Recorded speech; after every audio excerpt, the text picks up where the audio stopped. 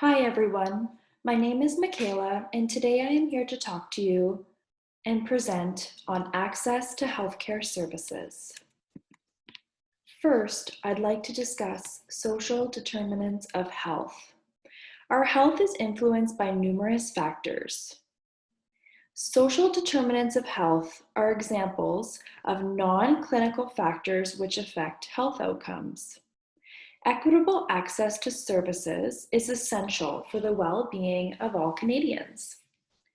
Physical, spiritual, and mental health morbidity and mortalities are caused by unequal access to healthcare services. However, little research exists to further explore these causes. There are three key contexts of oppression.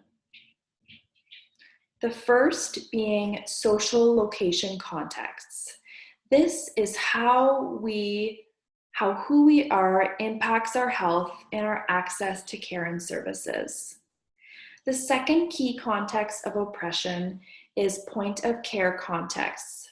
This is how we are treated when we access healthcare.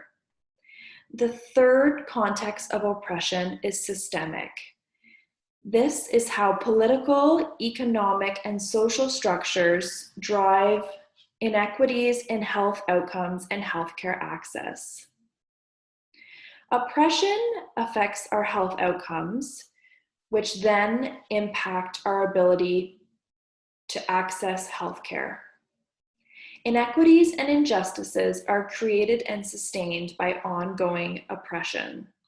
This oppression occurs due to factors such as discrimination.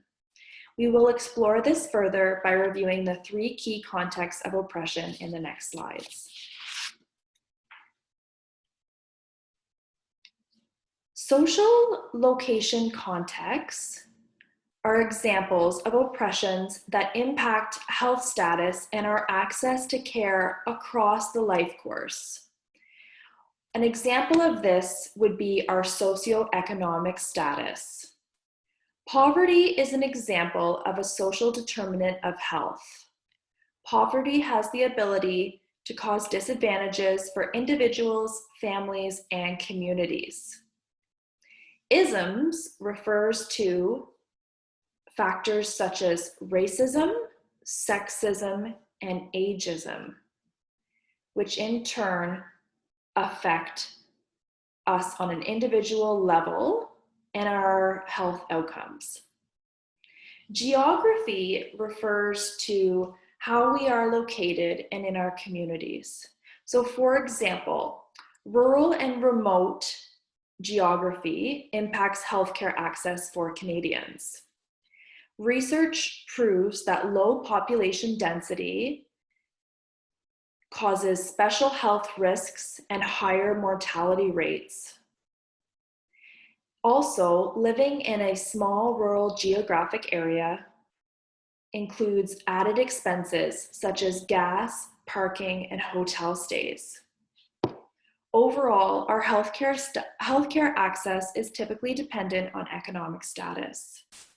At this time, our healthcare system is structured around an Eurocentric philosophy of service delivery and care. However, we need to understand and address the barriers which in turn affect our health outcomes.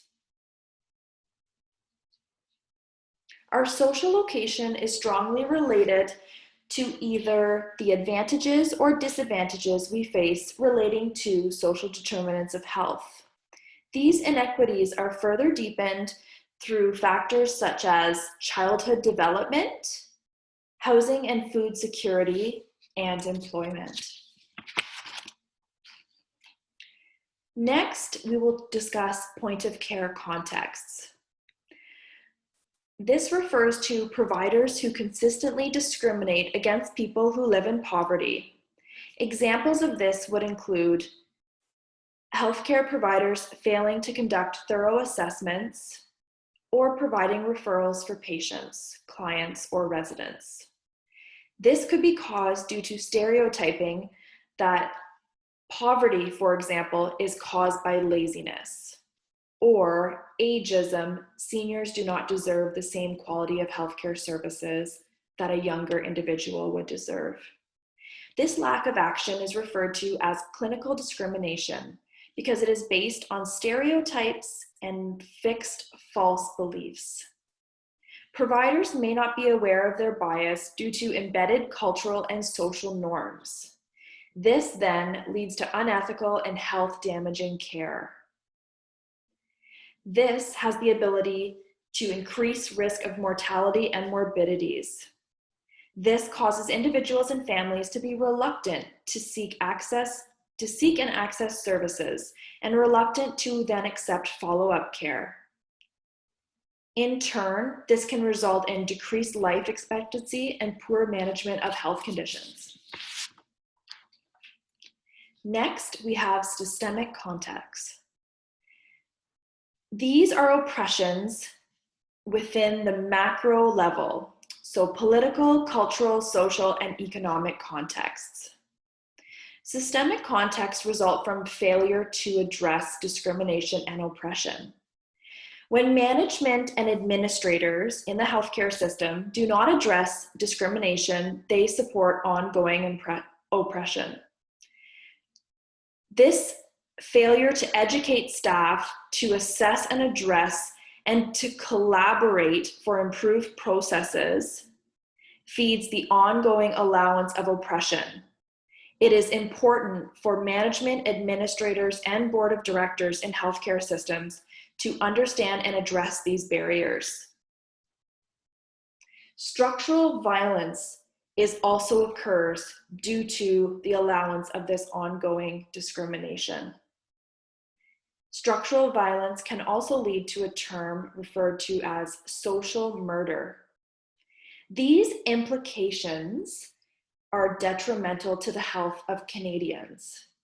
For example, racism may cause increased mortality rates, according to research. Mortality rates are also very high among those who experience or live in poverty.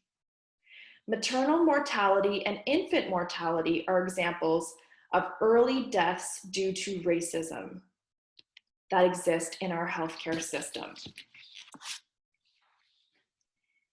It is essential that Canadians have access to healthcare services, as healthcare is a human right that has not yet been recognized for all Canadians despite their background.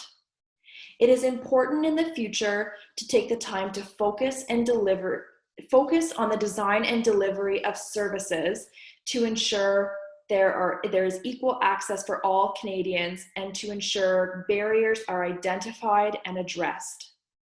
It is really important to redirect our healthcare dollars to change-oriented, community-based primary healthcare services. And it is important that we reflect on our healthcare services from a human rights perspective.